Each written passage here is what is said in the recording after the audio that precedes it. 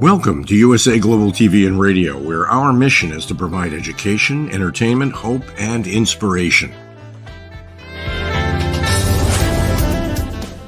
USA Global TV and Radio connects you with experts and audiences all around the world every single day to help you succeed in business and to live a richer life. Visit us at usaglobaltv.com to learn about career and life-changing training and mentoring programs like the Listening Mentor. Subscribe to our newsletter to stay informed about our special programs and offers. Discover how you can become a guest on one of our shows or a host or producer of a USA Global TV and Radio show of your very own. That's USA Global TV and Radio, where the doctor is always in.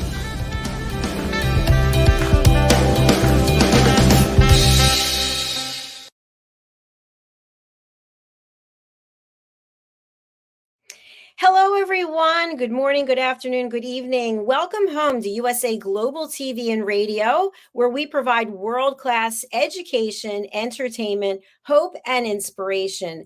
My name is Dr. Jacalyn Kerbeck, and I'm thrilled to welcome you here to our show today, which is Coexistence and Sustainability with Pet Psychic AMINAH. Our topic today is preventative tips and tools to keep your pets safe during celebrations. I want to give a big shout out to all of our viewers who have been following us for the last, it'll be 2 years in January, and a big welcome to our new followers over on Instagram. I saw that we picked up a couple of thousand people following just today, so that's really exciting. All right, let's welcome the star of our show. It's Pet Psychic AMINAH. Welcome. Wow, Hello. I think I need confetti or something. But then you're going to come clean it up off my floor, right? That's right. That's right. So how are you today? Is it a beautiful day in California? It's sunny and a little more sunny. We've been really blessed though to have the rain, to really have the rain. So I'm really looking forward to the hills that are nearby. They turn that beautiful green, and it's just wonderful to see the transitions as we go through. You know, I'm the outdoor girl. I'm the one who brings as many plants in the house as possible. Well, that's a good thing. That's excellent. It is. So something I wanted to mention on our topic today, which just it came to mind after you sent in that topic, which I love. I've seen more and more people with their pets in public locations. So, for example, at a shopping mall, at a grocery store, and the pets are all supportive pets, you know, and I guess you have to have some kind of documentation. I don't really know. Is anyone walking around checking either? I'm not sure. But I think to myself, like, let's take the grocery store, for example. You have a small pet walking on the floor and you've got someone pushing a cart. You might not even see the pet. Right. So that to me was a little concerning. We did talk, I think, last week about keeping your pets safe when they're in the car. But what about not just celebrations, but what about when you have your pet out in public, at a restaurant, at a store, all these different venues? Well, I'm going to get a little harsh, maybe it might seem, to pet owners, but the wake-up call is just what you're talking about. Of course, we have plenty of people who are saying or getting somehow these cards that say you have a support animal. And a lot of the people who are cheating basically the system is they are not, they're making it like an affront, asking for your card. Many animals, should be all of them. I'm not going to give the all and everything statement because I don't know in every single state and part of countries if it's true. But here in California, you have a card that states that your animal is a therapy and or aid or somehow helps you get through the day. If it's a giant German Shepherd or any of the other big breeds and you're in a wheelchair, you're going to get a far less aggressive response when you've got an animal that probably is wearing a jacket or a vest, whatever you want to call it, that states this is a working animal. And Dr. Jacalyn, let me jump out a little bit while I'm thinking of this. The code and conduct about all of us who are shopping at the same time, going through the park or going through the doctor's office, and a service animal goes by you with their person, most likely, and they're wearing their jacket specifically, there is no excuse for us to hands off. This is not the time to go up and say, can I pet your animal? Sure, you can ask them, but be cognitively aware that this animal is at work. This is what they do, is they keep their person healthy and seizure free or grand mal free or whatever is the issue that they need an animal by their side. It is not up to you to then get to pet them. That's just not, it's not healthy, because they're not paying attention to the difference in what happens with their person when they faint. Well, if you've ever fainted, luckily I've experienced it many times. I know what it feels like coming on. I know what it feels like when I cannot see out of my eyes anymore and my body starts to get weird. This is, everybody's on that plane of something's going to happen. If the dog is distracted to protect their owner, to be there and be pet by you, and you didn't ask permission by the person who has the service dog, then you are completely in the wrong. Remember that. These dogs are not out for a stroll or a walk. They are on duty. I really applaud you for that. Thank you. You know, I referenced you in one of our other shows, The Power of Etiquette and Manners. We had on someone who's an expert on postpartum depression. And she was talking about the fact that people come up to your baby, your newborn, your child, and they're like, oh, let me touch, let me kiss, let me this, let me that. And I referenced what you had shared about touching someone's pet. It's the same thing. It's about having boundaries and being aware of the fact that just because you see something, you want to do something, you have to control yourself and ask for permission.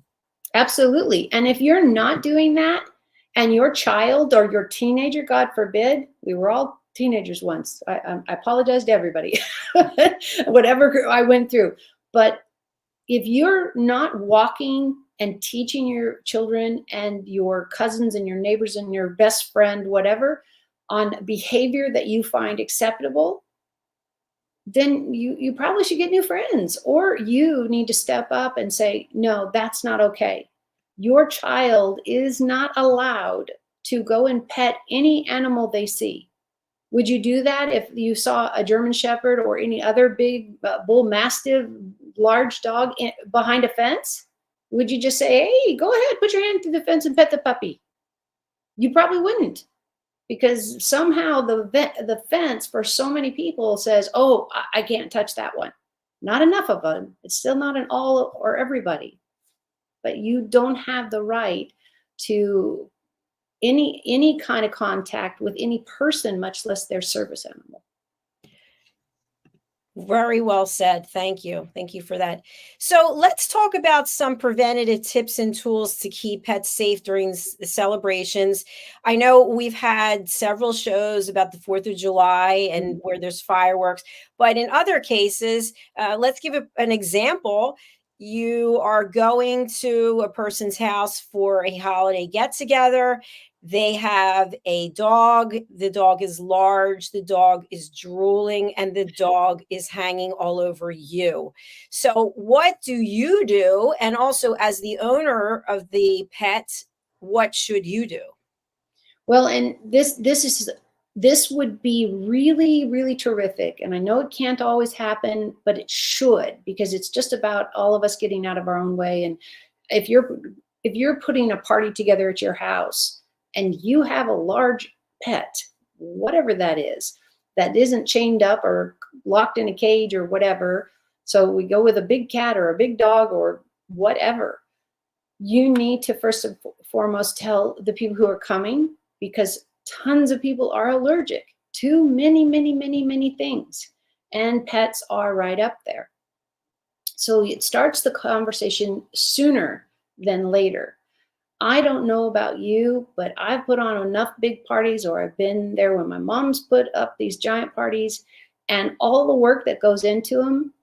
This is a detail that so many people will say, I have too much on my plate, but this should be on the plate. It should have its own plate, because it will give you the chance to put a notice on the invitation that you have a pet, and it's either going to be in another room, or what plan do you have? And if you have to acknowledge the pet to everybody, doesn't that kind of get your mind moving towards, what am I going to do with my pet? Where are they going to spend their time? I can't lock them in the car. You shouldn't. That's terrible, no matter what weather. And if it's a pet that doesn't like to be away from you or the activity, you're going to get people that either for religious reasons can't be around dogs or cats or whatever they are, or for comfort. Wouldn't you want your guests to feel comfortable in your home, in your event? That would, I would think, supersede that you want your dog out there. It's great. It's a great experience for your pets to be easygoing with crowds, but you need to have the crowd agree to it, because everybody deserves to be respected and said, I bet you put a lot of time into all the preps here. I really can't do a pet, or I can do a pet, or could I meet them ahead of time? These are things that you should take into consideration. These are great points. Thank you. Now, what about if you are traveling with your pets? We talked last week about the car. What if you're going to be flying with your pet, and maybe the pet is one of, I think it used to be 2 small animals per plane cabin. I don't really remember. And then the rest get checked underneath. So any tips that you might have there, whether it has to do with keeping your pet calm? I often wonder how pets don't have to go to the bathroom when they're flying like long flights. I don't know what the story is with that, but what are your thoughts? Well, and that's a great point. You need to start training that a possible eventuality, and say, okay, I'm not going to be able to go to the bathroom. And if your pet, whatever it is, decides to do what they do normally and say, I got to go, I got to go, I got to go here, I got to go.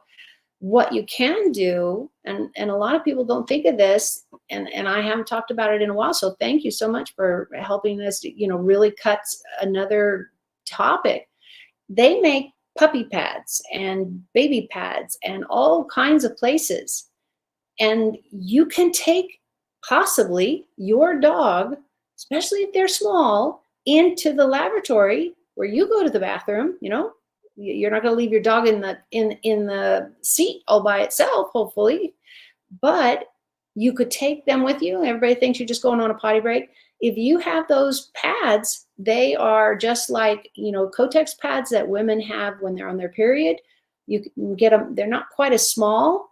They're a lot bigger, but you could fold it up and put it in the trash in the laboratory that the plane or train has provided. These are things you can plan ahead, but you also got to work with your pet.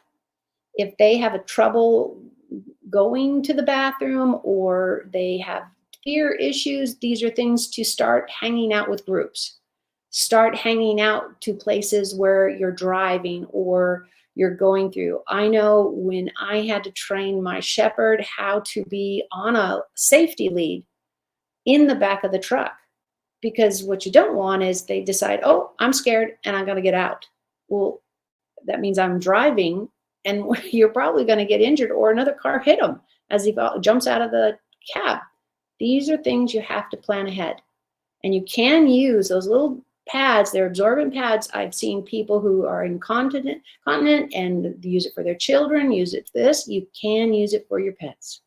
Is it the cheapest way to go? Probably not, but they're absorbent. That's the whole thing. They're easy to fold, easy to put in your bag, and they're made for people to be able to go to the bathroom, dogs, cats also. These are easy to get in any medical supply store or online. You can get everything online.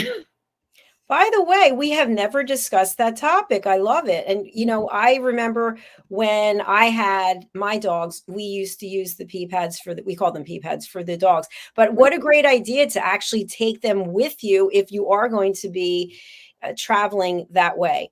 Well, Now, and sorry to interrupt, but just think about if you're in somebody's home, and let's say you're there and they're sick or they're elderly, and you can't just, hey, yeah, I gotta go. The dog's gotta go. The dog's gonna get it on the floor. But wouldn't it be great if you could go into their bathroom? You got a clean mat, because they are small. You can put them in your purse, basically. Go, and then you just take it outside to their trash, not inside their house in the trash, because it's still gonna smell. And I don't know about you, but just what you said triggered this thought, is that how neat would it be that I'm not a burden to as a guest, but I come prepared to not leave waste and or accommodations that maybe my friend, family member isn't capable or want to do. It's my pet. It's my child. What, are you going to let them take your child's diaper off? Why is this different? It's not. So many people have pets today and not children. That's okay. But you still have all those responsibilities. very true. And I think as a host, you would be really thrilled to know that your guest was coming prepared and there weren't going to be any issues by having a pet, for example. Now, Exactly. what if on the other end, you are the one hosting the event and you're inviting several people who have pets? Mm. What do you say in advance? Let's say you're just making a phone call to invite someone, or maybe you send an email, whatever formal invitation. What do you say in reference to bringing your pets? Because not everyone's going to be open to that. Right. So when you're planning your event, whatever it is, tea, lunch, brunch, whatever it is, just everybody visiting, have an open conversation, either privately with everybody. But if these are people that you know well, you're probably going to know which ones you really need to talk to, but have the courtesy to talk to everybody. I'm still advocating for everybody, because you won't know that 2 months ago somebody developed an allergic reaction to dander or something. So this is something you really need to put in your invitation, put it in the phone call somehow, months, days, weeks before, not the day before. No, nobody can wrap their head around something that they possibly will hate, or then they can't come, and they set up somebody to give them a ride and all of these other accommodations. They got their kids with babysitters to come to your apartment or your house for the event. And all of a sudden you say, oh, well, I just wanted you to know that we're going to have a bull mastiff here. And he's just as gentle as all get out. If anybody knows what a bull mastiff, they are fabulous dogs. But they can be very scary for a lot of people. You need to talk to everybody and say, this is some of the things I want to accommodate everybody to be comfortable. So I wanted to let you know there is going to be a cat in the house, probably sleeping in the bedroom, but there's going to be a dog in the house. There's going to be whatever. Have the respect for your guests, and that will be returned back to you by them saying, this is what I can do, this is what I can't do. Fear is a real thing. And I've seen all kinds that, afraid of walking over water, or afraid of animals, or afraid of cars, whatever that is. And it's not your job to say, I'm going to fix them by bringing them over to my house and having a cat just easily just mosey on out. No, that is not the way to get somebody to like your cat or to do things the way you think they should be. Respect everybody and ask permission, even in your own home. Say, I've got a cat. I'm going to be able to clean my house so clean, but the cat lives here. So please know in case you have any allergies. And so that's important. where you start. Yeah, that's exactly. Thank you. Now, what if you know that your pet has sensitive ears, just like some people do have sensitive ears, and you're going to be somewhere and it's very loud, a lot of talking, socializing, maybe music, or maybe you're not even going anywhere. Maybe you're just in your own home and there's a lot of noise and the pet doesn't like it. how would you know that your pet didn't like it, and what would you do? The lovely part is they manifest in repetitive, consistent ways. The 4th of July is a terrifying whole day and maybe longer if you've got neighbors or somebody who's doing firecrackers on their lawn or something ahead with their kids, not at night. This could go on for days. We lived in one place and it would literally go on a week before the 4th of July and a week after if they had anything left. And thank goodness I didn't have these types of pets, or God forbid, my horse was within hearing range of all of this. You don't know until they run away or they break a fence or break a leg trying to get away from this danger. Be proactive. First and foremost, check with your vet. Do they have any recommendations? Especially, the vet is so vital if your animal has a health condition or a shy condition, and or they're afraid of the dark, or they already have fears of things. This is an animal that's already living on a very anxious type of manifestation of what's going on in their world. So you can work with your pets. I do this, and my kids do it now with their pets. We try to introduce sounds like this if we know they're going to be a regular occurrence. We lived in one place where they had fireworks like every week of the day, and I were like, "What are you doing? It's not even now." But we had to keep the cats in with us for those weeks that it was really bad, or the neighbor was doing it, so they could see that comfort and security was something we still offered. And that's what this is about. It's a trust. It's a trust issue. If you're not there to hold them, pet them, keep them what they consider safe, I want to really stress this, not what you or your family or your husband or your wife or your kids think are enough, air quotes, enough to do, that they should feel fine if they just go sit in the corner in the kitchen. That's not helping the fear. It's actually going to enhance it in so many pets and people. So remember, they are sentient beings that think and hurt and get hurt by almost all the same things we do, but they just manifest it differently. So if you don't want an animal that's traumatized forever and or for weeks and months because they were all alone and all the firecrackers are going off, I know families that stay in the house and they watch great movies, but they rank up the TV sound and the family's all there and they're with their pet on their lap or with them in the seat or in the chair, something that is distracting and upliftingly supportive. Those are the things you got to figure out. How do I become supportive for my child, for my cousin, for my aunt, for the dog, for the cat? They all need to be considered if there's a great deal of noise going on. We've had this problem, and some people don't see this until it happens, with construction. When the construction is on the side of our house or on the windows or all that, and we had workmen coming in and out all over, it was really traumatic for two of my cats. They had to go into our room or into the furthest room, and we did use carriers for a little while, lots of pillows. And after a couple hours, I was able to open the gate to the carrier and let them choose if they came and went. But we kept the carrier completely dark with towels and drapes and sheets so they could choose when we weren't able to stay in the room the whole time. There were places they could go that were safe and they weren't going to destruct any type thing, because a lot of people and animals, right? They get scared.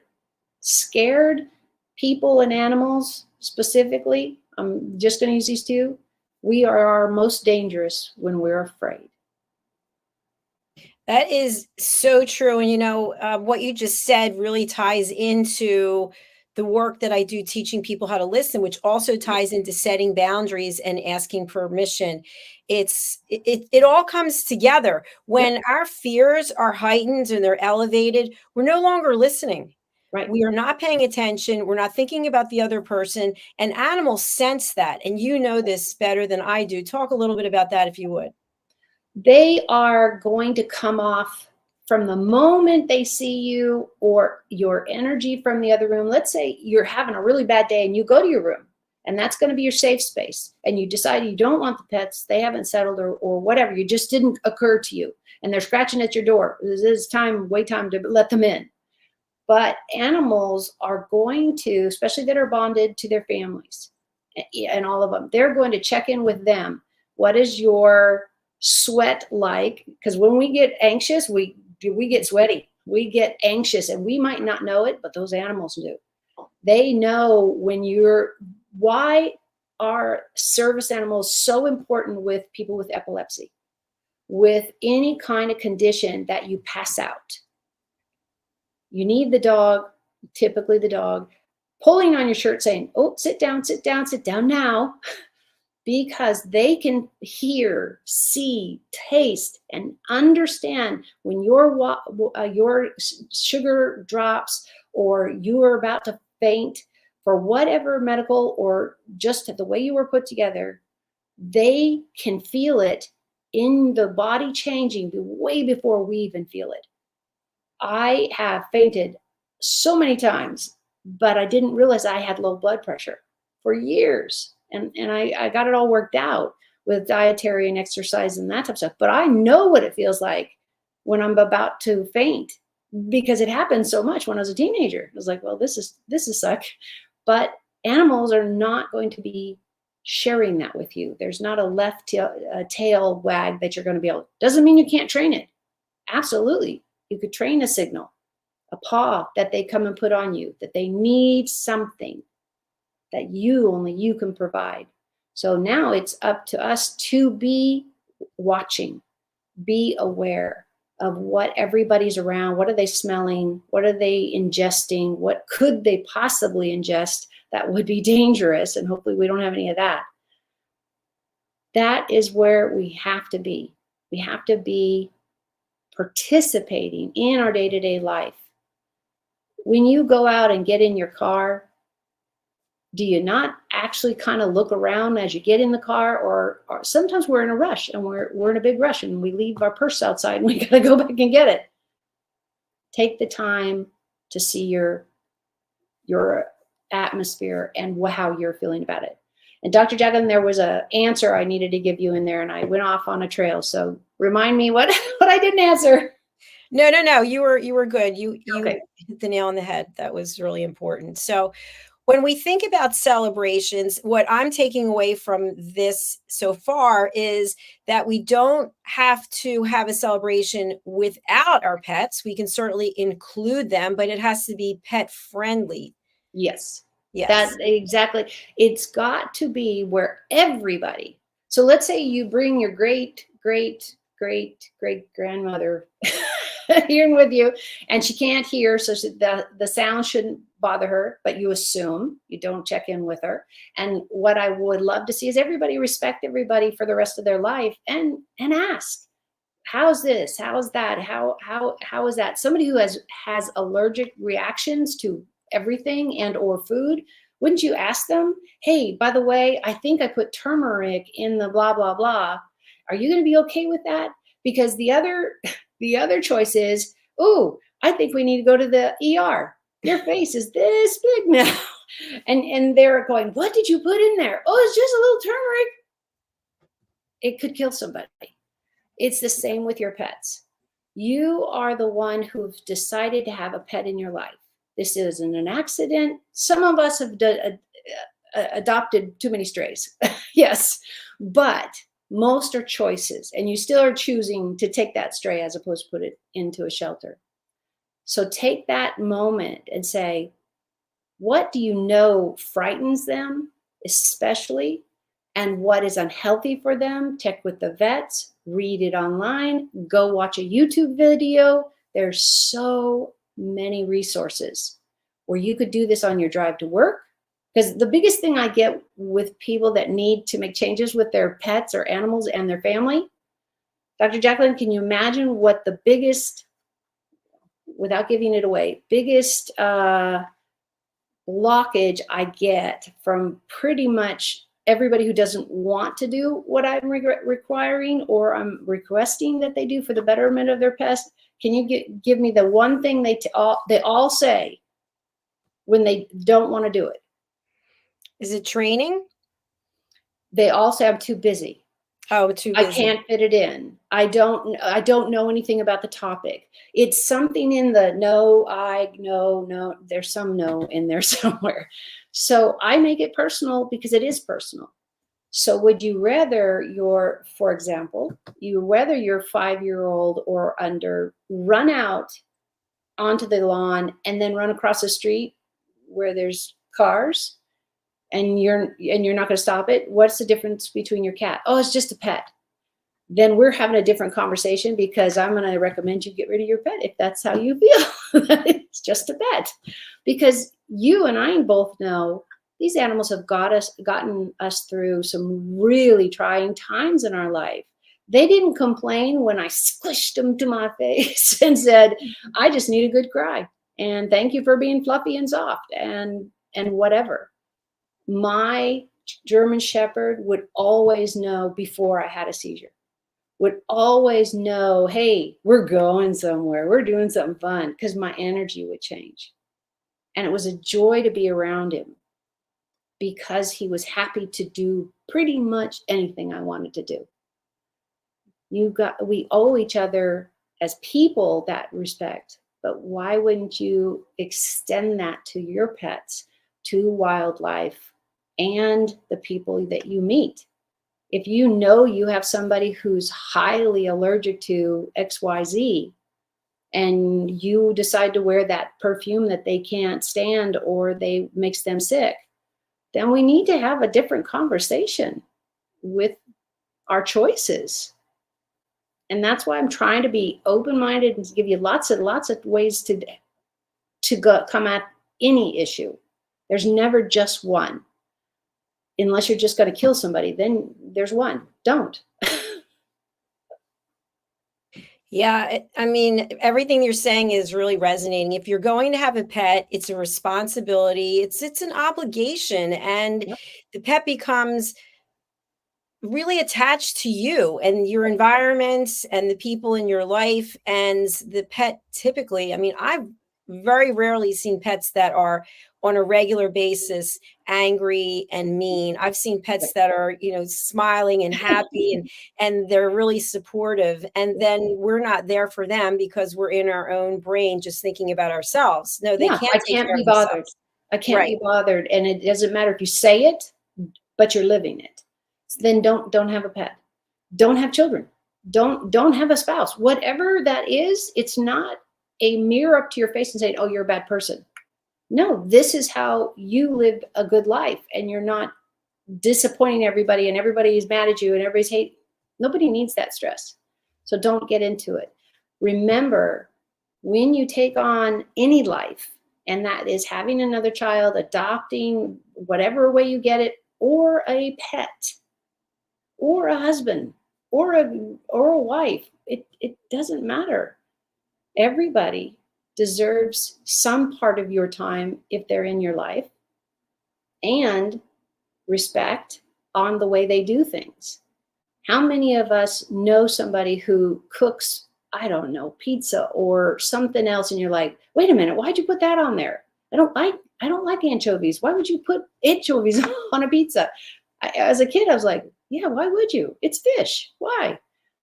But maybe that's the way they were raised. Maybe that's how their palate works.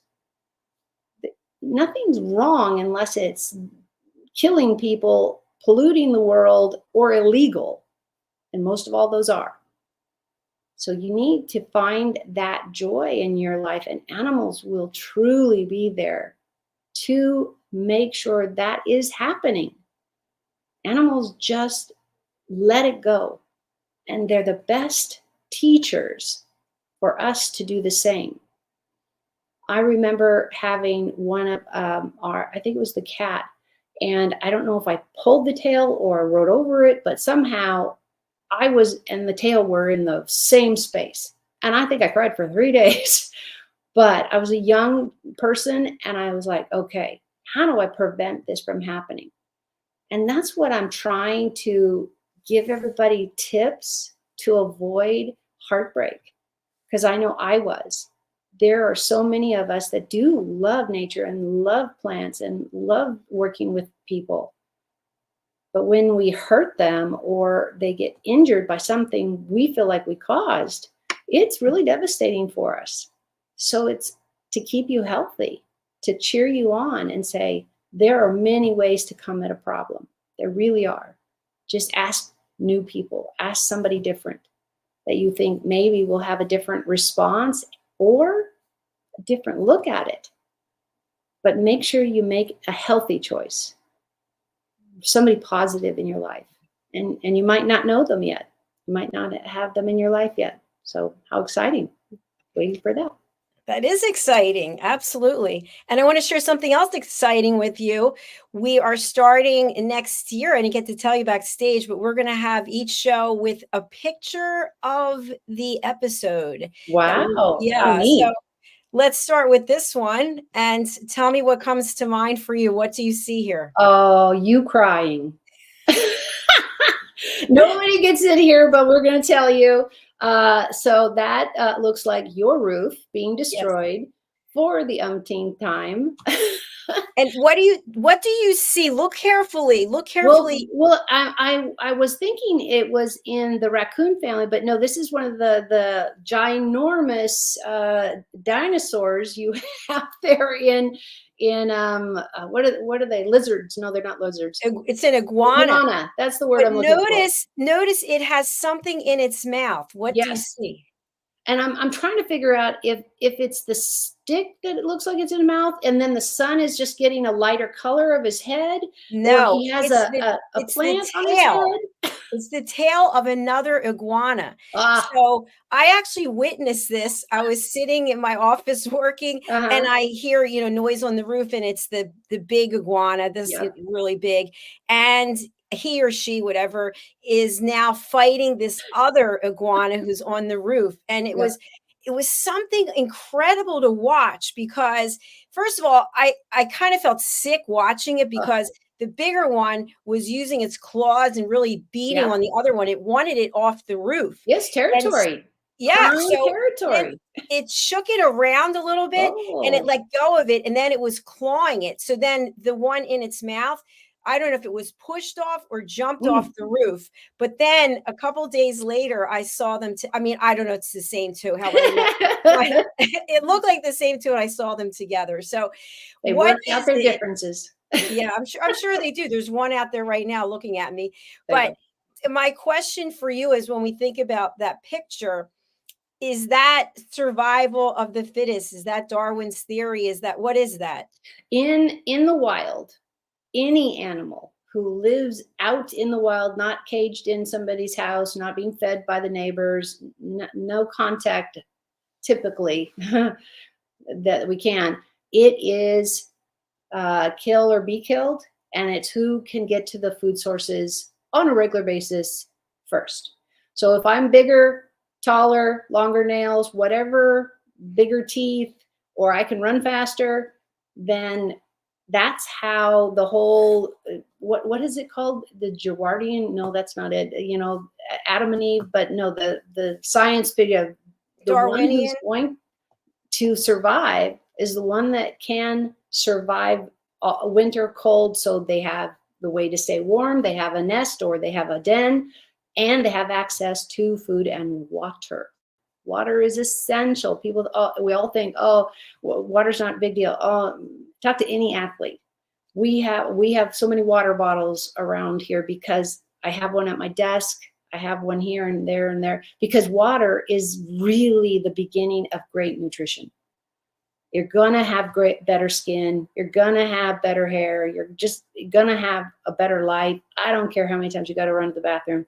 Just don't fill up on water right before the car ride. Okay, Sip a little at a time.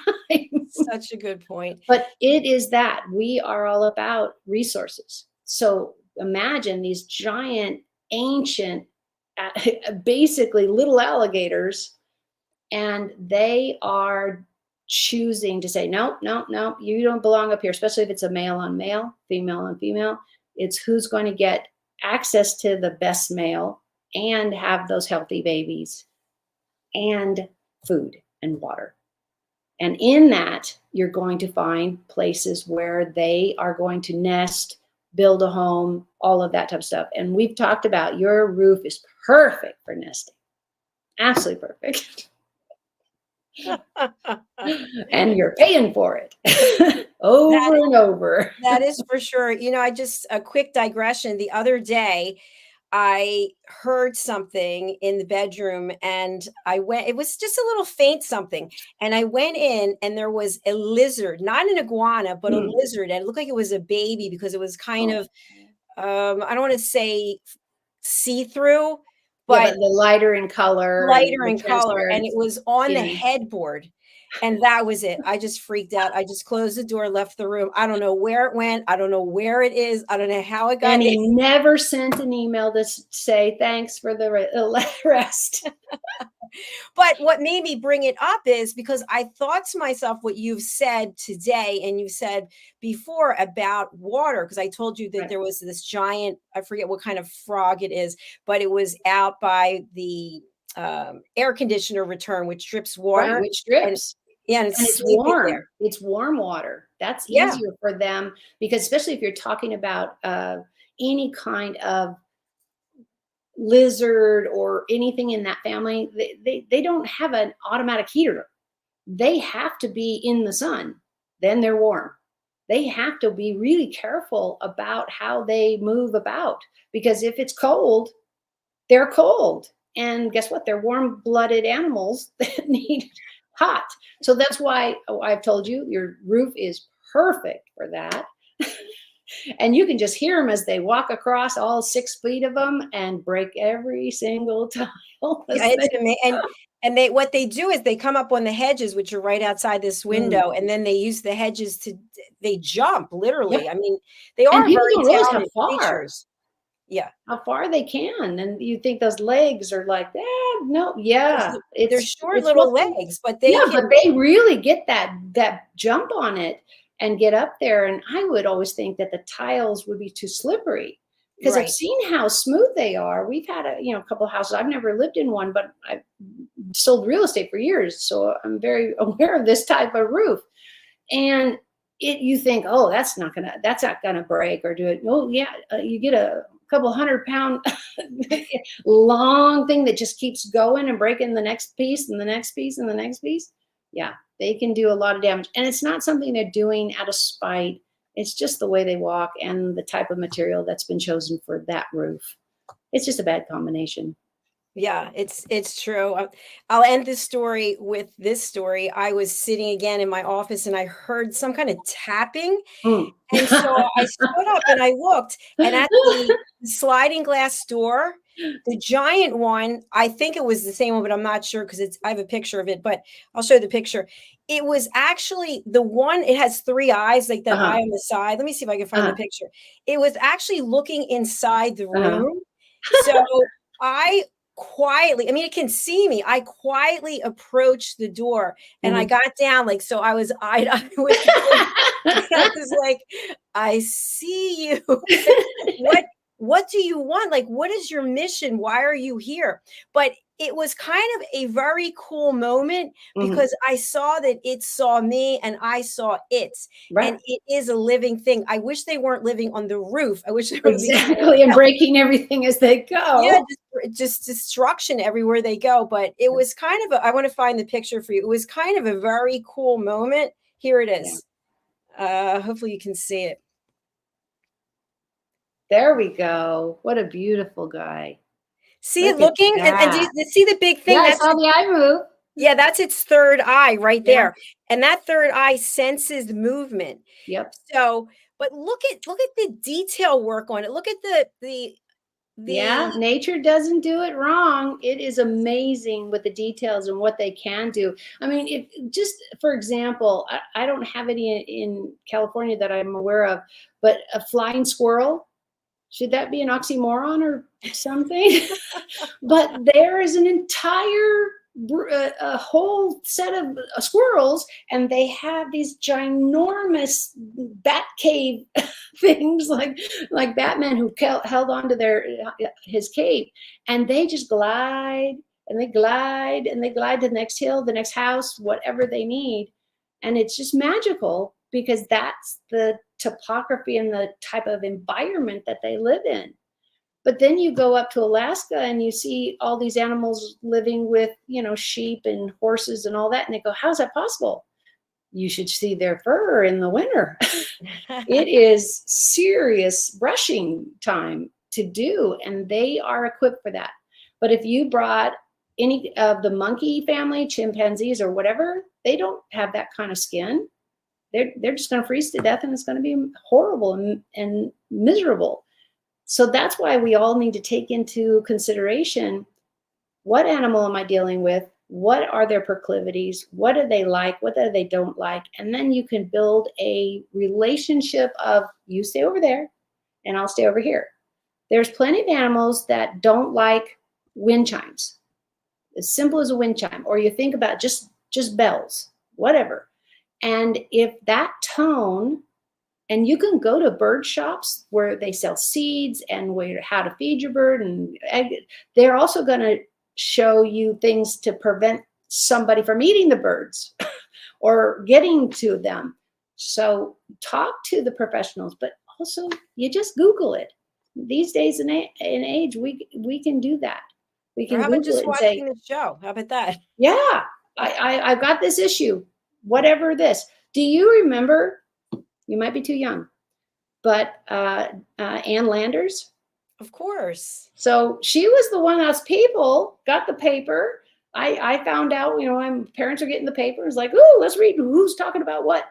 It was so educational because she was very pro in solutions. That's her whole stick was to give solutions. And it was like, oh, yeah, that would be easy to do, but maybe you hadn't thought of it.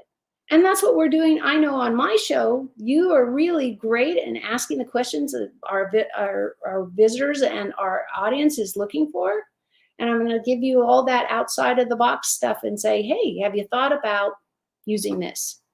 I am so sick and tired of defending my couch for my cats, and they're still doing it.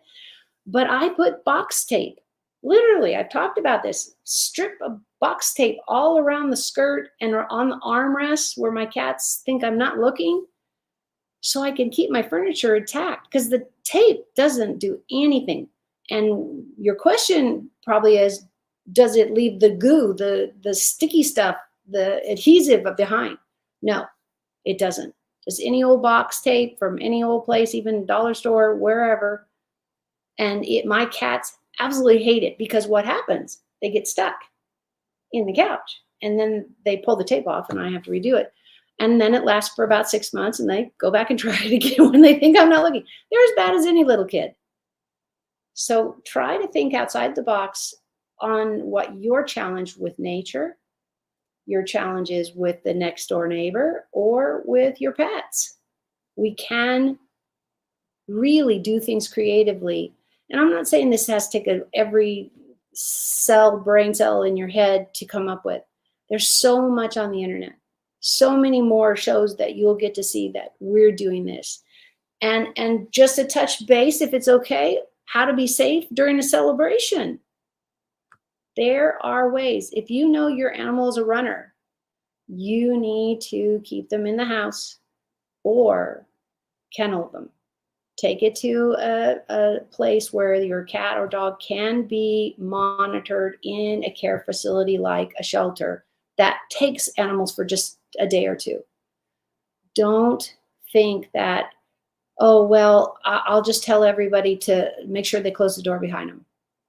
If your animal is truly scared of all the new people, all the crowd, whatever, something, God forbid, one of the guest didn't like them and they tossed them on the floor or whatever, and the cat or dog feels accosted. What do you do, Dr. Jacalyn, if you feel like somebody's going to hit you or hit you again? Yeah, You run. that actually happened to one of our team members too. Ouch. His dog. Yeah, it was an accident. They just kept hitting the dog, and the dog lost her eye. The poor thing. Ow. And there's the proof in the actions. We lose our sensibilities plenty of times, but hopefully we give ourselves the grace and say, just sit down alone and say, okay, I just need a minute. Otherwise, this is not going to go well for anybody. And people who don't respect that, which you and I both, I know, have run into people, oh, but you can talk to me. Oh, but you, no, this is what I need, not what you need, what you think I need, what you might think I need. And caring for our senior parents, mine passed away quite a few years ago, but going there and trying to get through to one of my sisters and saying, but that's not how mom wants it. Okay, you need to listen, and animals are no different. They deserve the respect and love. It is part of your love language. If you listen and say, no, I really want this. I have one client whose cat refuses to use a litter box, thinks it's the grossest thing, whatever, doesn't like to get in the confined area. So they have to get her a place outside and create that. They really fought us. I mean, the cat and me, they really fought us on it. But then when we tried it, I said, just put a litter box outside, somewhere safe, and let's see how it goes for both of you. And guess what? There was no more feces and urine on their floor for a week. Wow. You found but this. They were holding on that, nope, this is not normal. Well, what is normal? What is normal? Can anybody please define it? Because I'm going to do normal. You're going to do normal. They're going to do normal. Normal is what you need and being listened to and respected. And they were worried that the cat would run away. And I could see why, because they didn't ever listen to the cat. It was an ornament. They would grab it, especially their youngest one, and hug it and squeeze it. And the cat was like, yeah, rescue me, please. But all of that calmed down when everybody got busier with their own lives, and the cat came by and they went, oh, hi, kitty. And they went on, which is what I really asked to see if they could do for 2 weeks. It became that, and you and I know, you get anything done for 10 days, give or take, you've created a new habit. That's absolutely what, you know this with coaching. You can't write a great article if you don't try writing a few crappy ones. And go, why don't I like this? Why doesn't it not resonate with people? And then you make those changes, you make those turns. Absolutely. We do have a couple of comments I just want to get to. Absolutely. From Tarot Reading Astro. Hello. Nice to have you watching on Dr. Jacalyn channel. That's wonderful. We also have MD Mirjal Islam. The preventative tips to keep animals safe are really great. Thank you so much for watching. And also, we'd love to have you send your pet pictures into us so that we can have a conversation about them, share them with our audience. Please go over to info@usaglobaltv.com, and we will be very happy to share your photographs. And right now, I want to share a couple of things. Let's take a look at Pet Psychic AMINAH's LinkedIn. This is a great way for you to connect with Pet Psychic AMINAH. There is her information. There's her profile. Anything you want to share with people about your LinkedIn? It is a little bit more detailed in some of the posts, and because I'm always dealing with the professionals in the office and that, but I don't segregate it off completely, because everybody's a real person and goes home and doesn't go home and have a pet or not. And if you're looking at the 2 pet pictures that are in my banner, I took both of those. Well, one was taken of me. Technically, I didn't do the camera, but the little kitty was somebody who got a stray, and she had this like Barbie chair, bigger than a Barbie, and the little kitten was just walking around us, and I said, what do you think? Do you think you'll sit on it? Whoop, she sit, and everyone's like, get a camera. Whenever is this gonna happen? And I was in my 20s when that happened. I always look at it and go, wow, That cat would never fit in that chair. But it's that conversation of saying, can I do this? Is it okay? Let's work together and let's have fun. So Bridging Worlds is the website, of course, bridgingworlds.us. And Facebook is where I put the most broad education, because I truly believe just what you're doing, Dr. Jacalyn, and I'm doing, is we give out tons of free information, because there's plenty that we can teach and show you on the sidelines and do this and that. But this is a great way for people to get at least the beginning of a solution before they possibly are able to get a hold of us. And look at you putting our episode there. How about that? Yeah. I love all the work you're doing with the graphics. It's just so neat. Well, I have to say thank you to our team for their support and for helping us get to where we are. Anything on the website that you want me to go to or you want to point out to our audience? No, it's all general. It has my resume, basically, who I am, what I've done. And then I have these types of things where I'm really going to talk about, do animals talk? Yes. If you've ever had a pet, or even if you've gone out for a walk in nature and you swear the birds are following you because they just know you have a seed somewhere you're going to drop, or whatever their experience is, they have a right to a great life just like we do. And that coexisting is where we do it, and why this is so important. And I really thank you, Dr. Jacalyn, for adding that word. I don't cognitively think about it that way, because it's just something I've always done, is just saying, hey, would you like a tip on how you can understand your pet better? It starts with us listening. With animals, it's their body language before it's a bark or a meow or a rattlesnake. If the rattlesnake is whipping its rattle around, you need to leave. Get out. Slowly. Because, and I literally mean slowly. My best, you'll love this. And I don't even know if I've told you this, but I was doing a demonstration with some young kids. I was a counselor at an away camp. And one of the kids caught some kind of non-venomous, a snake. So I took it from the child, thinking that it'd probably be better in my hands so I can let it go. But in that moment, the snake was kind of like, oh, what am I doing here? And then we had 20 kids or 10 kids and then 20 kids. And I was explaining how the body worked and how the snake. And so at one point, I got my hand too close to its mouth and was no longer holding just its body. And I had the other hand, of course, secure. And I just sat there, and all the kids are like, oh my God, he's biting you. So the snake just kept going this, blum, blum, blum, blum, and biting my hand. And I was like, okay, that was fun. But that's why I went into being first responder, because I know how to keep my my reactions down. And it was no big deal because this was non-poisonous. The nice part is my boss gave me the rest of the day off.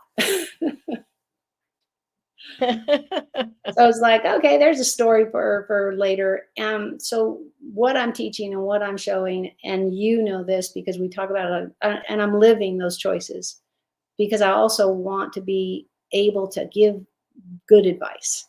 And it really helps if you've studied and educated yourself and worked with everybody and different animals. The largest animal I spent the most time working with was a tiger. So, and I enjoyed it completely. So. And you're still here to talk about it. I'm here to talk about it. You know, the company, the shelters and all those places that these animals live, they get really bad press when they go around biting people. So nobody talks about it if it happens, or if news people are really great at fishing all that stuff out. So I swear, and I think somebody backed this up once. They know when the ambulance came out. They know when this came out, but that wasn't my issue. I didn't ever have any of the tigers bite me. I stayed past the wire where I was legally supposed to be. Well, we do hear stories or read stories about people who actually go into the cages. hello, the phone's for you. Pick it up. Well, yeah. What are And you do you think doing? those tigers or lions and bears are having a great life? No. Now, the zoos today, and you can see it on a lot of the TV shows, the zoos that are public, they're really working on what we call enrichment, having something to do every day, not just to lay there and get bed sores. Believe it or not, animals can get bed sores, dirt sores, whatever you want to call it. We all need to be cognitively challenged. And guess what, Dr. Jacalyn? That's what your whole platform does, is showing a compassionate way to do it, but also, have you thought about this or this or this? I've talked many times with our group and said, I love the dollar store. If you want to try a new toy out on a pet, make sure they can't swallow it, make sure it's not dangerous, just go there, buy something, a bouncy ball or a cardboard, or go buy enough things come in cardboard. I have all kinds of cardboard all over my house when we get shipped stuff. And as long as there's nothing dangerous, no staples or anything, it's a free-for-all. Cardboard is pretty safe to chew on. I don't recommend it, but if they chew on it, usually no one dies. But you need to be there. Just same with our children, same with our elderly. Somebody needs to be monitoring them.